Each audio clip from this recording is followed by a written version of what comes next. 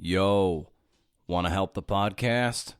Leave an honest review on iTunes, send me proof, and I'll coach up a piece of your writing for up to 2,000 words, or I'll give you a fancy transcript of any single episode of the podcast. That was easy. Let's go. It's that time again. What's up, CNFers, my CNF buddies?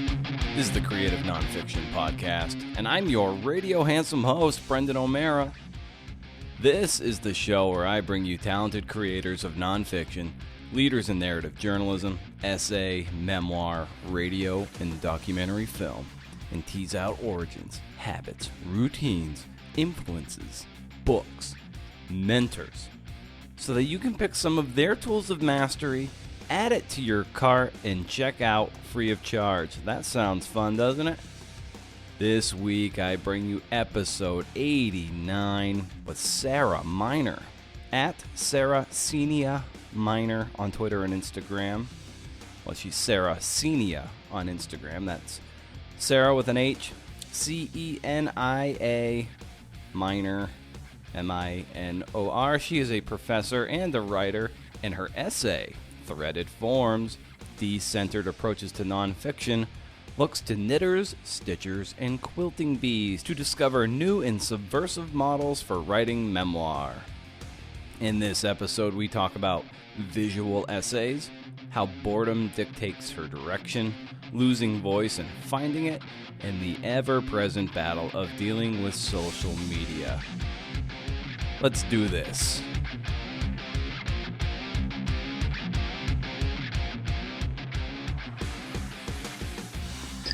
So what were your early inspirations when you were even a kid or a teenager, as you were looking to sort of take this road down this particular form of artistic expression? Like, what were some of those formative moments that guided you to where you are right now?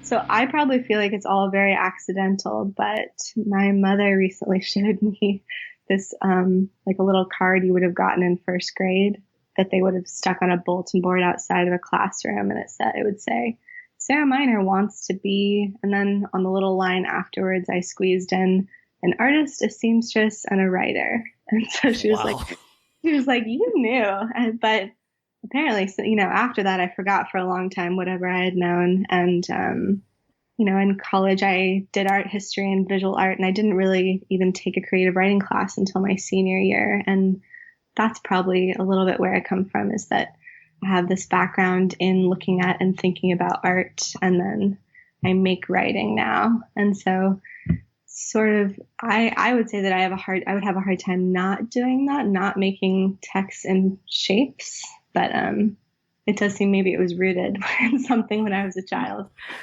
Was that something you shared with your mother or grandmother?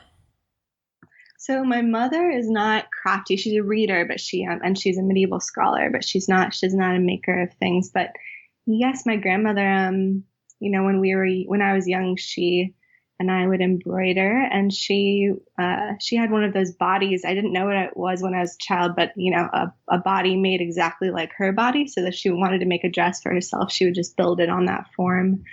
And she made my mother's clothes when she was little. And when my grandmother went to college, it was sort of early, and she could still major in home ec. And so that was her major in college, was home economics and sewing primarily. What do you think it is about those crafts and the textiles that appeals to you so much?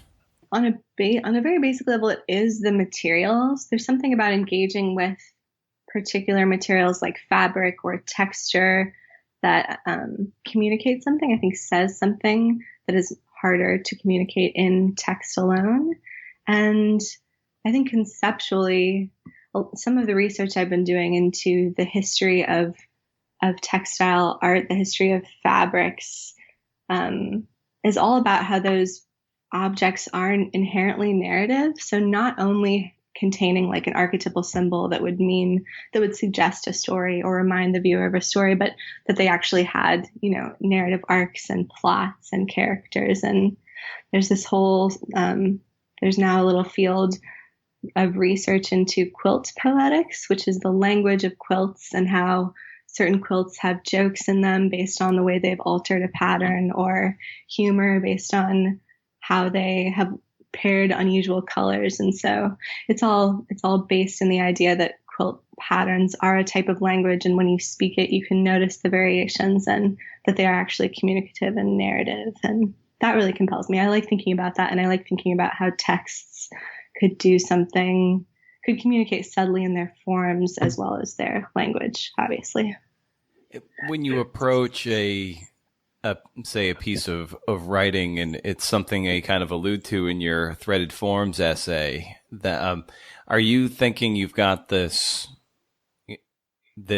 idea or a particular scene, and you're like, oh, this might work better as a quilt and a piecing thing, or a knitted type of thing where you're not sure where it begins and ends, and things that you deconstruct and speak about far more eloquently. But it's, do you go in thinking structure, or do you let whatever is your inspiration dictate the structure?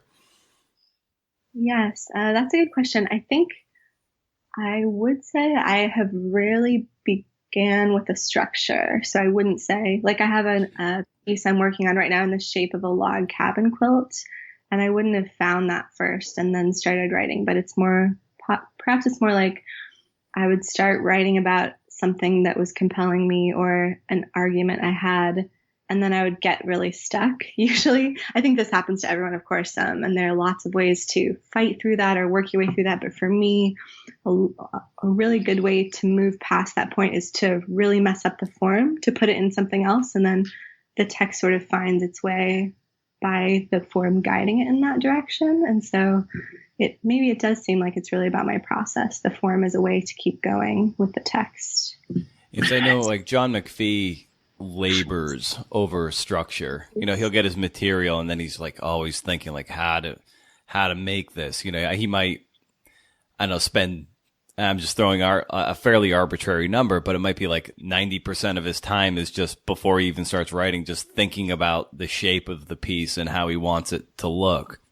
Do you feel like once you have your material, you spend a long period of time just thinking like, okay, let's think and take our time with the shape of this thing, and then that will create its own momentum, and then you can just take off from there? That's interesting to think about John McPhee. I think I'm also so curious about hearing about other writers' processes, of course, but I'm thinking about Joanne Beard. Have you heard this, that when she writes, she only writes one sentence at a time, and once she puts down one sentence, she won't go back and put down the second sentence unless she's really, really sure that's the next one. And then she writes in one direction that way and won't go back. Think of her as one of the more tortured writers in terms of process. And her sentences are very determined, and they do seem like they always go one after another. But for me, I think probably my process is something of the opposite, where, I have some pieces that are living in the ether that won't progress because I haven't found a form for them to go in, and that means that I'm bored with them. Probably I find them boring because they're not allowing themselves to go into something shapely. And then once they find a shape, it's more of a back and forth process. So I think of myself as someone who takes forever to finish something, though I know it's probably similar for most folks. And part of it for me is that I'll edit the shape as I edit the text, and both have to, come together to make something whole.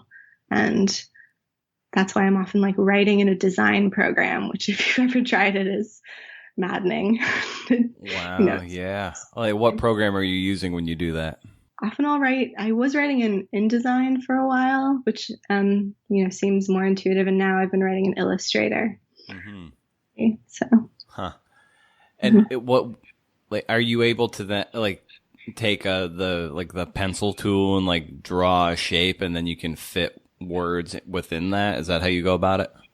Yeah, it's usually the tool that's it makes it borders for a section of text, and then I'll edit those borders as I write. And sometimes I'll take the text out and put it in a Word document and work with it for a while and then put it back in the shape. So, yes, tedious a lot of the time. Yeah. So take me back to that moment when you're in college and you take this creative writing course. Something that you didn't think that writing might be kind of an option, but something probably happened to you in that course that turned a switch might have gone on. So what was that experience like when you were there, and how did that open up the doors of writing as a possible vocation for teaching and also a form of expression for you? Mm-hmm.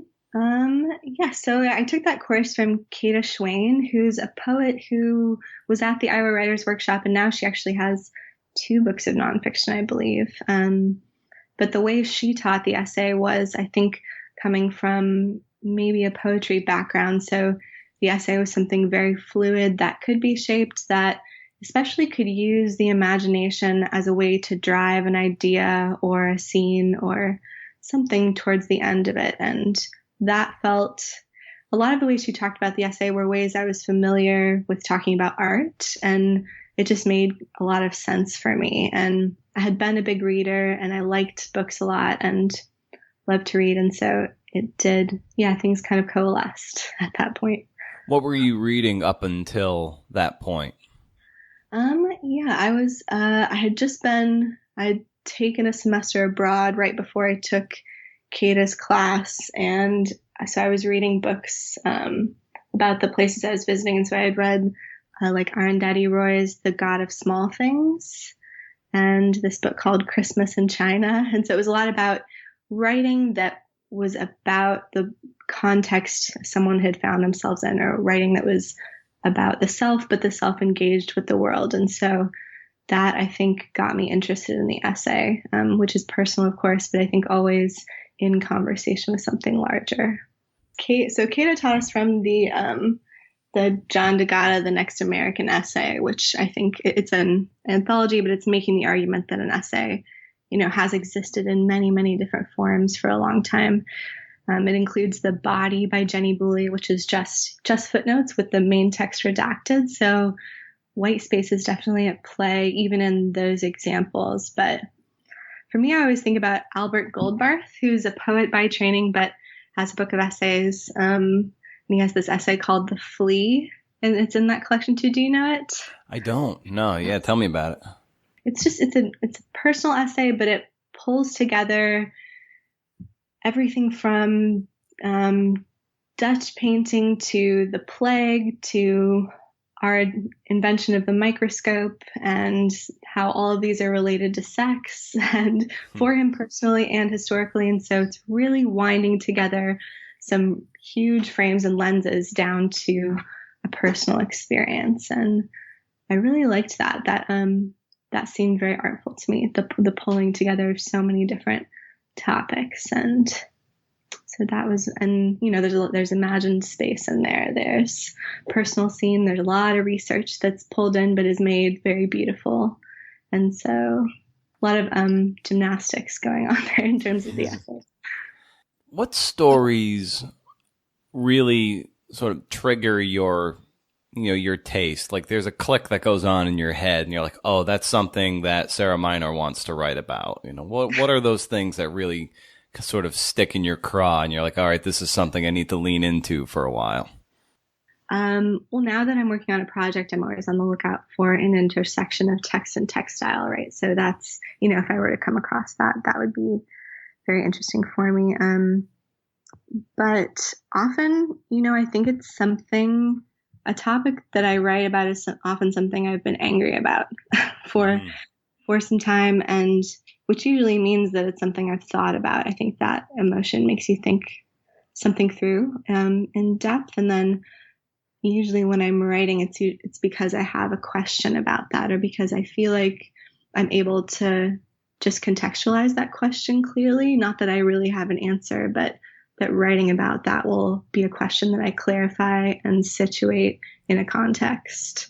And if I can do that by the end, that's a success, I think. Mm-hmm. If anger is an inspiration, then what are some things that make you angry? Well, yeah. So right now, I think I'm writing a little bit about rape narratives, which, yeah, I don't know if you're a Netflixer or movie watcher, but they're very prevalent in a lot of the movies and the stories we look at and share in our culture right now. They're a way often to drive a plot or to catalyze a character to give them motivation to do something, usually to take revenge or take action of some kind. And that has, I don't know if it's angered me, but it is frustrating just to see it happen. It feels very tired, but it's also interesting to us, right? Because it's violent and also usually sexy in some way. And so that's something I'm thinking about and writing about. What are some of the shows or movies you've seen that might be leaning on that too much as a crutch for revenge and violence? And I think I agree with you that it is kind of maybe at this point a cheap trick to motivate a character. But what are some of the things you're watching that is like spurring this on?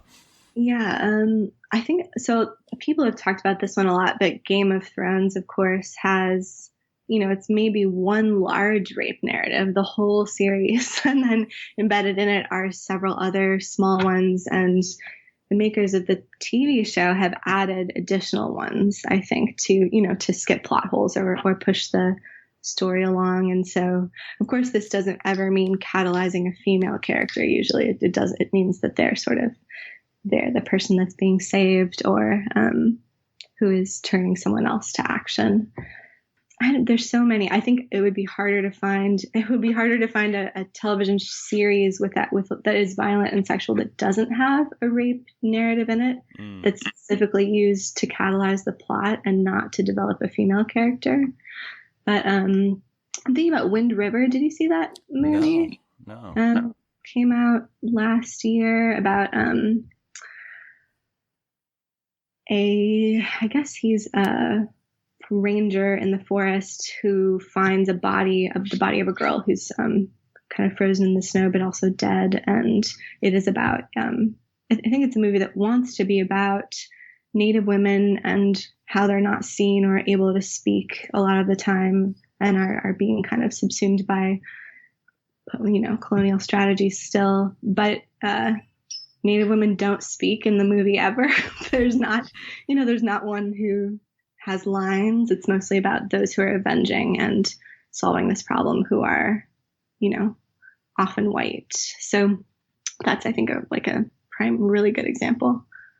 And your approach, are you using it to use your quilting metaphors or are you using a piecing technique or the knitting technique or stitching? Like, maybe you can talk a little bit about those sort of structural devices that you write about in your essay, and then maybe how you're applying some of those tactics to your own essays these days. Yeah, and I think I'm still thinking through this, but in the Lit Head piece, one of the arguments I'm working on is that a lot of the narratives that haven't been able to be shared, a lot of the stories that are lost are ones that can't be told in a linear manner for, several reasons. And right now, and especially recently, I've been thinking about how fragmented forms, something like a braided essay or a collage, is rooted in post-colonial literature and queer communities that were often writing back to a power structure, and the form they used to write in was actually fractured as a way of saying, we're not going to write in your style. We're not going to use the rules of narrative that have been applied so far. We're going to actually say something through form and the content. And so it's actually sort of an old way of approaching things, especially if we think about post-colonial writers. And I think I'm especially interested in my role as, a white cis woman in America who's curious about that subject, but I am seeing it resonate in a lot of different ways that you might not expect today. Like there's this beautiful metaphor, that I've learned from doing some advocacy work, which is that when we try to think about the way a victim of assault or a trauma victim tries to recreate their story and how hard it is for them to do that, often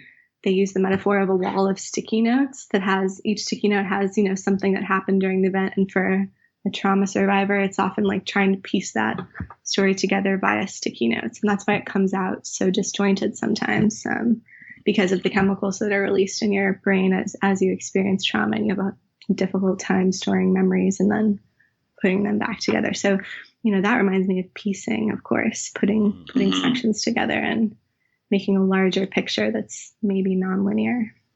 What kind of practice do you put in place so you can feel maybe accomplished at the end of the day? So you're getting your work done and so forth, and so you can kind of feel rewarded.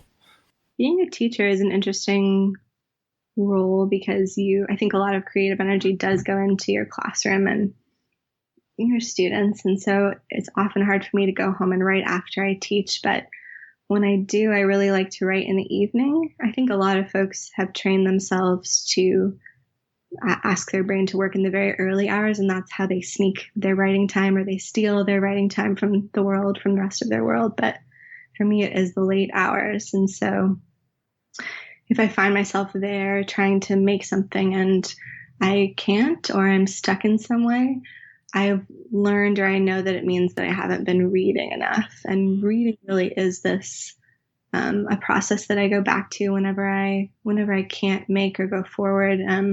Sometimes the way I talk about it is that I feel like I've lost my voice when I'm at the computer and nothing's coming out, or everything that comes out feels forced or bad. I feel like I've lost my voice. And so often for me, it's getting quiet enough, waiting for the other voices to go away long enough that I can speak from a place that feels genuine. Do you feel writing at the end of the day can make it hard for you to find your voice because you've been bombarded with input all day long? Definitely, yes. Yeah. And sometimes I'll cheat and just read for half an hour before I start. I'll take a half an hour from the time I've set aside just in order to get going, and to make something that feels more worthwhile. But certainly I think, it's not I think what you're saying too makes me think about why so many people feel like the first hours are the best. They say you're closer to dreams at that time, perhaps to your subconscious self. And so, yes, that makes sense too. Yeah. Yeah. And what do you like to read before you start writing? Pretty much anything, but I do have books I go back to. I really love Maggie Nelson's The Argonauts, and I'm leaning over to look at the stack of books on my desk right now. I really like Joan Beard's The Boys of My Youth, and lately I've been reading Isha Sabatini Sloan's Dreaming of Ramadi and Detroit, which is a collection of essays that's doing a lot of this pulling different subjects together. Do you ever struggle with, say, you're reading something of this nature that's very, very polished, and then you go to your own work that maybe you run into a mimicry problem where you're sounding too much like, say, Maggie Nelson and not like yourself in your search for your voice at this time of day? Or is that something you can easily shake off after a page or something? Yeah, I think that's such a great question, especially because when I'm teaching my students, I often ask them to mimic the writers are reading, take on that voice, speak from that approach to writing. And for me, I think the books that I'm listing, though they're very polished and have a good sense of the line and of their projects, really what I'm always looking to go back to when I read is a book that is very sure of its own voice, that is not concerned with, mimicking another. It has its own distinct style and approach. And so perhaps when I'm going back to that, I'm just reminding myself that that's the way to do it. That's the approach to take. Right. Like, what are some of your, I guess maybe your ambitions and your long-term goals, and with that in mind, like, how do you cultivate a sense of patience to play the long game with your writing? The long game, yeah, that's a good question. Well, what are my ambitions? So Yeah, I'd like to have some collections of essays get published in the world that are experimental and take up strange visual spaces, which is, I think, kind of a niche. It's not something every publisher has the capabilities to put out there. It takes a lot of work, I think, to reformat these things for pages and especially to edit them. And I'm working on my writing process as much as my design process. And so it does take some time for me to hone the craft of these things. But long game, I think I have to remind myself that I have to be a little nuts to do this. I think all writers probably have to be a little crazy to convince themselves to keep going. But, right now I'm working with a library to propose to install a bunch of visual essays in their spaces that can be interactive for patrons and read that way and encountered that way. And so I haven't built those things yet. I'm proposing them in order to build them. And so for me, a long game looks like, yes, in terms of pages, a collection of book length projects, but also this idea of, putting text in space in different ways and asking people to think about what reading looks like, what different kinds of reading looks like.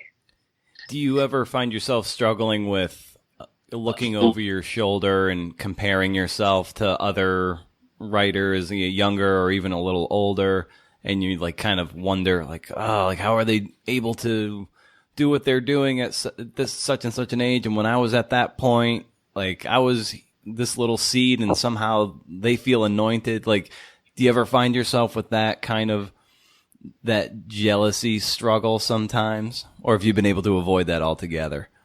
Oh yeah, I think that's definitely, most of those thoughts are unavoidable, especially when you're in, a writing world where a lot of those things are pretty visible. And, the conversations I have with a bunch of my writing community and my friends are about, I think, the role of literary Twitter and how it can really send people down those spirals. And, that engaging deeply with the conversations on Twitter can make you, I think it does keep you very informed. It lets you know about new works that are coming out, important conversations that are being had. But for most people I know, it really freezes them up or makes them afraid to write because they're thinking about the context in which their writing will be received before making the writing itself.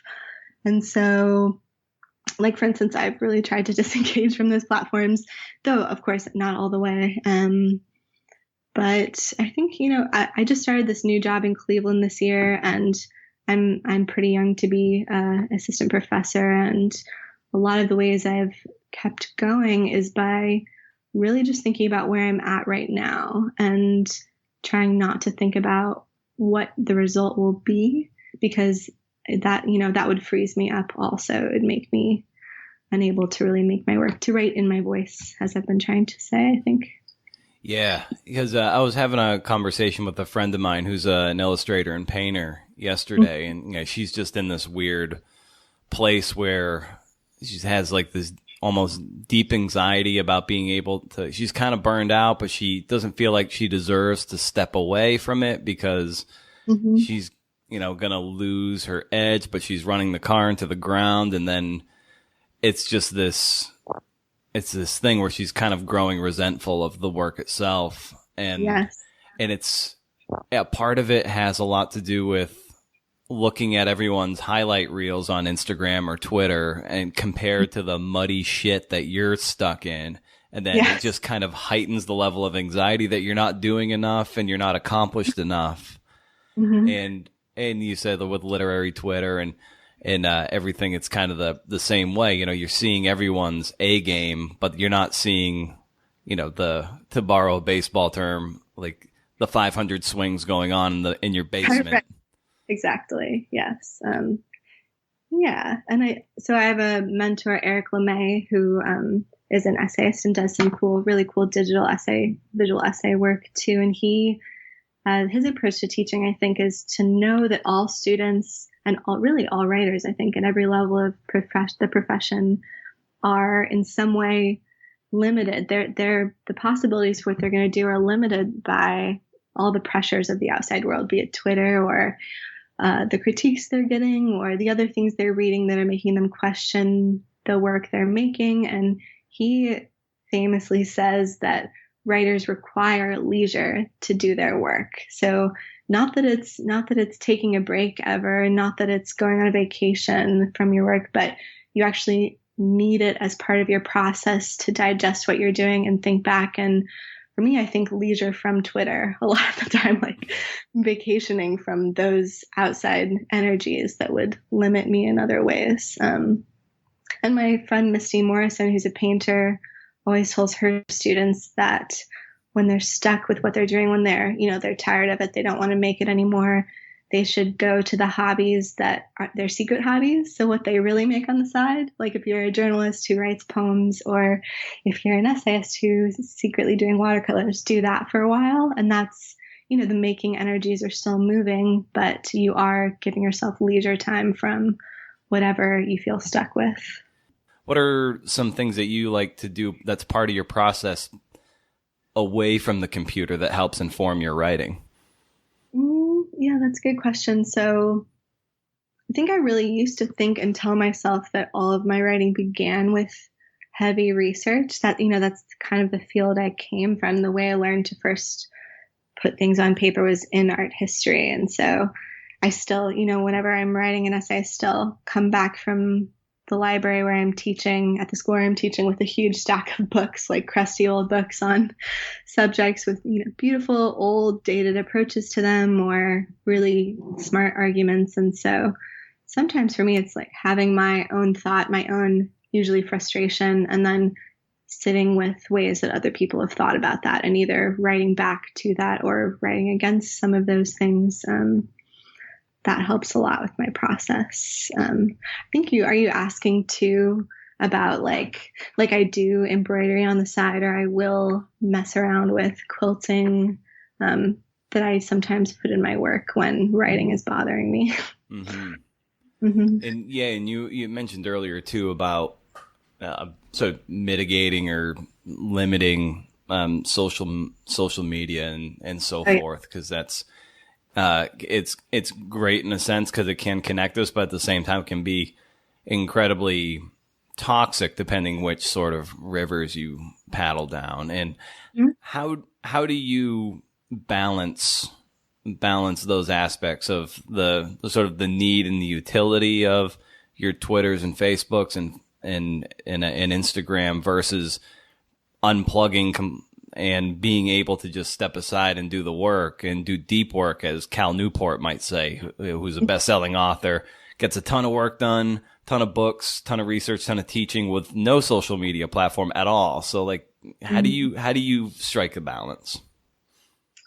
That's a good question. Yeah, I think I think it's probably different for everyone, but I'm certainly not saying I'm totally disengaged. No way. But for me, it's being willing to be a little less informed sometimes, or playing catch up. When I go back to it, being informed in retrospect about things. And, I am so much more deeply embedded in the writing world with writers. Most of my close friends are writers. People I talk to daily are writers. And so I find that it's more productive for me to work out a lot of the ideas that are current or problems that I'm thinking through by hashing them out with those real people, over long conversations, and then kind of going back to whatever's going on in a much more, I think, snacky way on social media feeds. And yeah, I feel like I really, it helps my writing and my sense of my voice to also have real deep conversations and arguments and hash things out with those folks. And then know that they're also going on those platforms online. Yeah. Are these in-person conversations or digital? Yeah, I guess they're mostly in person. Yeah, my partner is a writer, and then two of my very best friends are writers as well. So, sometimes it's arguments that we're in. We'll be in, these like days long arguments about something, and we'll both come to a better understanding of our own thoughts and probably change our minds as well. So, with your work, what do you feel like you struggle with the most? I think it's probably what I've struggled with since I was young, and what I probably always will struggle with, which is ending. Decide when something is finished or when I've said it clearly enough. I think I could, there's an essay I've been writing for a year and a half now, like really grinding on, and I don't think it's finished. But I think sometimes finished can mean you've worked it to a certain point and that you don't want to overwork it. And that's something I'm trying to learn for myself. Is it because you have perfectionist tendencies that you just want to keep shaping it and shaping it? Probably. I don't know. I think I'm, not as detail oriented as you would think a person who writes in a design program would be. But it's that, but it's also that I'm probably trying to do a Goldbarth type thing where I'm pulling in, research, my own voice, scenes, memories, all these different materials, and also asking them to live in this strange form. And so there are just so many elements fighting against each other a lot of the time. And a lot of my work is to make them feel seamless. And that, when does that end? I think I wonder that if they're so different from the start and you want them to remain distinct, I don't know when that ends. What are some of the conversations you've had with your friends about finishing things and knowing when things are over? Yeah, I don't know. I think it's something I talk a lot about with my students too. And that is in nonfiction, especially when you're writing something that's more essayistic, or there's a personal narrative to it, of course, that moves through time and relies on action and dialogue. But there's also outside elements that are in conversation with that. What is an ending? What does it look like? How do you manufacture the feeling of conclusion when all those materials are at work? And I think that sometimes I've seen it done in a scene that pulls, it's a final action. It's sort of like a fireworks moment. It's over because there's a big bang, or it can feel more like the end of a research paper where you actually come to some concrete conclusion in an essayist voice that's outside of scene, and that's what feels conclusive. But it seems like it's different for each piece that a person writes. And so with my students, I used to joke that in nonfiction, not everyone dies at the end or gets married at the end. You could say that they did, but it's usually there's something else that you have to pull together in terms of giving the reader something finalized, something they feel like they've finished by the time they leave. So it's different for every piece of scenes. Yeah, and it could be too that depending on the piece, it almost feels like it never ends, because there's a point in the essay that you write that some of the best things that you've ever read are things where as soon as where you've reached the final full stop, you want to go right back to the beginning of the essay and like start it over. So it's like, in a sense, like some are they just keep going and going, and that's okay. And that's actually a testament to the writer to be able to, it just makes you want to swing back to the beginning and just start over again. Right. Yes. I think about that a lot. And I think that comes back to what we've been talking about with narrative, where if we think of a story or an essay or an article as something that moves from a beginning to an end, that's actually one way of thinking about how a life is lived or how a thought is experienced or something like that. And if an ending is more fuzzy, or if, as you're saying, it doesn't end, it's just that we've paused in a longer moment, then maybe the form or the ending would look different. Still different. Very nice. And so let's get a little technical with some things, tactical, if you will. What are, when you're getting into an essay that has some research component to it, how are you recording interviews or organizing your notes? Like, how are you building sort of your palette so you can start to get the work done? Yes. So, I've written essays where I've done long interviews, and I've usually recorded those on like an audio device, so that I have them later and ask for permission, obviously, before I begin that. Or I correspond with people by email, and then I have their written responses a lot. I find that writers, especially writers, like sometimes prefer to be to be asked about their work and their very deep secrets or something over email. And so that's been useful for me in the past. A lot of my work is not journalistic in that manner, though. So even though I would have used a process that I know is fair and moral as a way to gather information, those interviews would then be woven into a piece where, their attributions would be in a footnote or in a side column, or worked in a different manner than they would in an article. Mm-hmm. Yeah. And when you have those recordings, do you transcribe your own recordings, or do you have someone else do it, or a service? Yes, I would transcribe my own. Do you hate it like I hate it?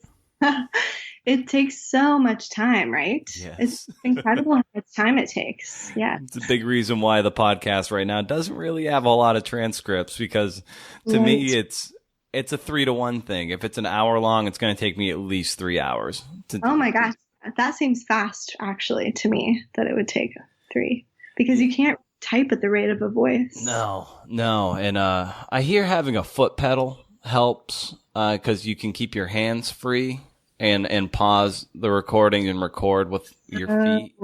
Oh, wow. Okay, so you just need more limbs for this. Yeah, you have to be like a drummer. Yeah. But yeah, that's it's a grind. I probably if that 3-to-1 ratio seems fast, that's only fast because of newspaper stuff I've done, and I've been on newspaper. So you gotta be going pretty quick, especially if you have recordings on deadline. And do you choose to outline? Do you use or do you kind of just have it in your head and try to manifest it on the page after? I used to outline, especially if I would write, like sometimes I'll write a critical article, or I think I did make an outline for the piece on text and textiles that we're chatting about. But for creative work, I think no, never, because I'm really always interested in where I'm going. And if I know where I'm going to end, then I get bored pretty quickly with the writing, because it does feel like a process of discovery for me. Right. Yeah, so in a way, it's like you gotta leave open the possibility for spontaneity in a way. And when you sit down to write in the evenings, how long do you typically go before you kind of get tired? Do you just can you go for hours, or do you write in little spurts? Historically, what I would like best to do is to sit down and write for like 4 or 5 hours. I think for me, that's what I would like to do. That doesn't work out very often because I love to really be immersed in a project. And I think sometimes it's hard to find your way out or find a way to draw everything together unless you are really deep in the consciousness of that project. And so it has been hard for me, especially as I've been teaching more, as I've been traveling, to sneak in those little bits of time and feel like I'm still progressing forward at a rate that feels good. And so I think for me, the fact that I am no longer writing in long chunks of time is actually changing the shape of my writing. It's meaning that I have smaller sections that I write at a time and don't really worry about the trajectory, which is probably also why I'm avoiding outlines. What part in the process would you say you feel most engaged and most alive in? I really love when I have a very messy draft with writing I would be ashamed to show anyone, and then I go back to it and I guess you would call it editing or rewriting. For me, that's really what writing is the rewriting and rewriting and rewriting of a piece and honing it down. And so that's when I feel like I have steam to go forward. It's much harder for me when I am starting at the beginning with not a lot of material on the pages yet. And I think it's not for me, like I couldn't just sit down and bang out a bunch of things and then shape from there. I think I have to be pretty intentional with what I put down in order for it to have a direction. And so that's maybe why the first part feels tedious for me sometimes. Yes. And what books do you find yourself rereading over and over again to kind of teach you, like, or remind you that, like, oh, that's how it's done when I'm on my game, I can do that too?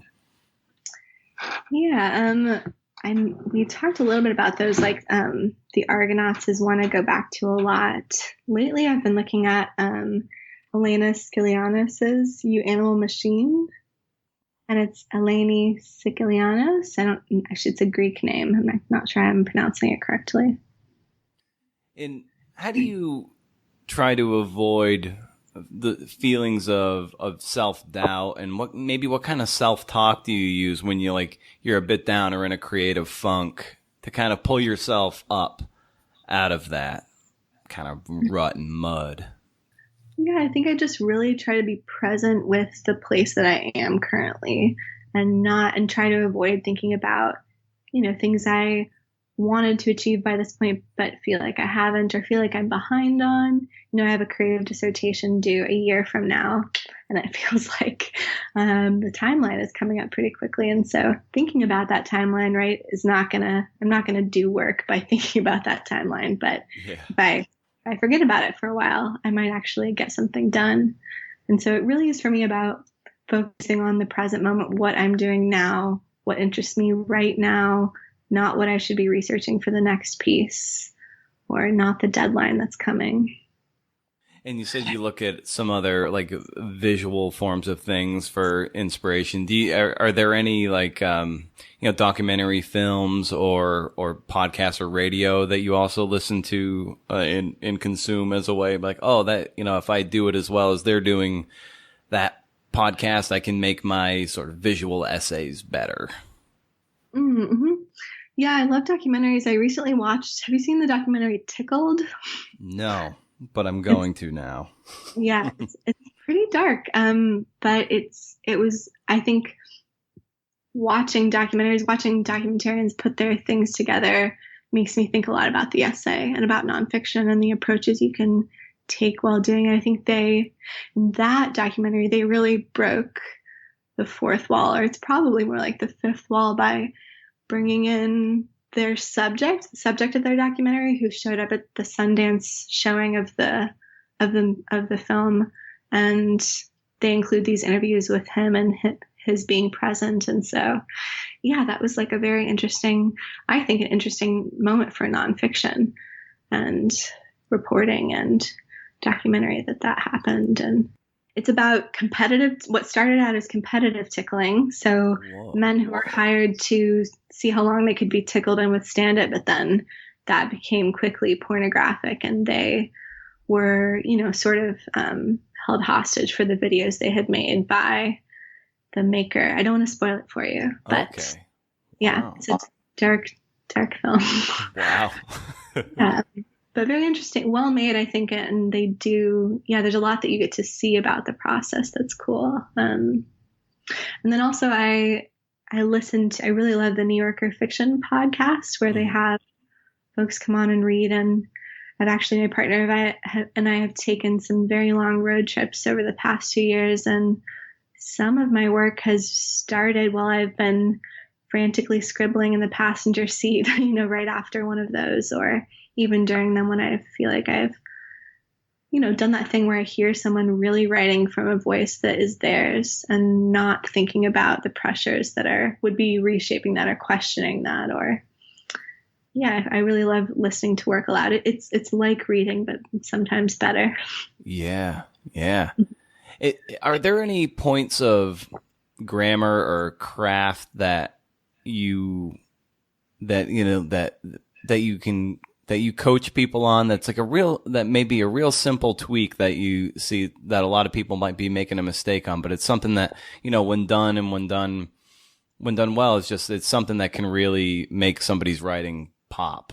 I'm not sure about something at the line level that you're talking about as much. I often coach my students into repetition. So if it feels like they haven't found a voice, if it feels like they don't know what direction they're going in with the piece they're writing, we'll ask them to repeat some way they're structuring a sentence. So very basically down to the way the sentence is built. And if they do that a few times, it both makes them think about what they have written, how they're putting thoughts together, what their voice is, and how it is developed by that sentence. But also, if they leave it, it looks like they're doing something intentional, right? And then they're like, oh, right, I have intentions. I should communicate to my audience that, I'm taking us somewhere. I know what I'm doing. And that sometimes means writing through it and finding the intention and being able to go back and signal what it is. So. And when you feel overwhelmed or unfocused, what do you do to maybe get back on track? With writing? Yeah, or it can be, even outside of writing, because I think a lot of us are bombarded with a lot of stuff, and anything that can help sort of defrag our own mental computers can really help us get to a better creative headspace. So I wonder, you can take that any way you'd like, but whatever way you're comfortable answering. Yeah, so my friends would tell you that I'm notoriously hard to reach by telephone, and that's because I often leave my phone away from myself, in a room, very literally under a pillow with the sound off, because, it's very tempting. If you've encountered something difficult, if you're stressed out, if you don't want to do your work, it's easy to sit down with your phone and look up an hour later and think, where have I been? And those moments usually make me feel like very lost, or like I'm like, this is, something's wrong here. Like I'm not using a process that's actually getting me anywhere. I'm just sort of checking out. And so I think checking out can be great, really useful sometimes. I still do lose hours to the internet and my phone, but yeah, I think I do often put it away. And that's also a way of, me disengaging from social media for a day or a few days, is just literally having it out of reach, out of sight. And that helps check in. Yeah. Because then if you get into that hole of that downward spiral of that, and then you look up and it's an hour later and you just feel like shit. You're like guilty. Like I just blew all that time and I should have been doing this. And now I feel like garbage. And then you're just in a horrible space to keep going forward. And then you just give up and move on to the next day, maybe. Yeah. And I think that cycle, I've gone through that cycle many times, especially, probably before this year when I really started putting things away. But I think for me, if I look up from my phone, because it does happen, if I look up from my phone and I'm like, oh, an hour, 2 hours has gone by, something like that. My phone's dying. That's why I'm looking up from it. I think, okay, what am I actually avoiding right now? Because it's usually not work that's coming up. It's something that I've experienced that day that I'm trying not to think about, or that my brain is sort of like, I can't deal with this right now. And so that for me is a signal to be like, hey, you're supposed to be, there's something you actually need to process that you're not. And so put this away and figure out what that is. Oh, very nice. Sarah, why don't you tell us where we can find out more about you and your work, like your website and when you're allowing yourself to be on the digital platforms where people can find you online. Sure. I have a website that's sarahseniaminer.com. I have a Twitter that is like very irregularly updated. And then, yeah, like I'll be at some panels at AWP this year, and I'll be giving a reading in Flagstaff this year. And I'm at the Cleveland Institute of Art, where we're doing some really cool stuff with creative writing and visual art these days. So. Very nice. Well, Sarah, thank you so much for carving some time out of your morning. This is a lot of fun getting to know you a little more and get familiar with your work and your process and everything. So this is a lot of fun. Your essay in the magazine was brilliant. And so just from one writer to another, just keep doing what you're doing. And thanks for your work. Yeah, thank you so much for the invitation, Brendan. And you too. Keep doing your work. Thanks. All right. Take care. Alas, we've come to the end. Thanks again to Sarah Miner. Be sure to give her follows on Instagram at Sarah Senia and Twitter at Sarah Senia Miner. Thanks again to Sarah. That was good. I had fun. It was fun, right? You like me. Whatever. Okay, if you go over to BrendanO'Mara.com, you'll be able to sign up for my monthly reading list newsletter that has book recommendations and what you might have missed from the world of the podcast. Also some documentary filmed and any other cool non-fiction-y stuff I stumble across. It's once a month, no spam, and you can't beat it. You can say hi to me on Twitter and Instagram at Brendan O'Mara, at CNF Pod is the podcast Twitter page, and at CNF Podcast is the Facebook page. Wow, that's annoying. You'll find me hawking over all those territories all the time, so you have innumerable ways to say hello. I am done. Have a CNF and great week, friends. Goodbye.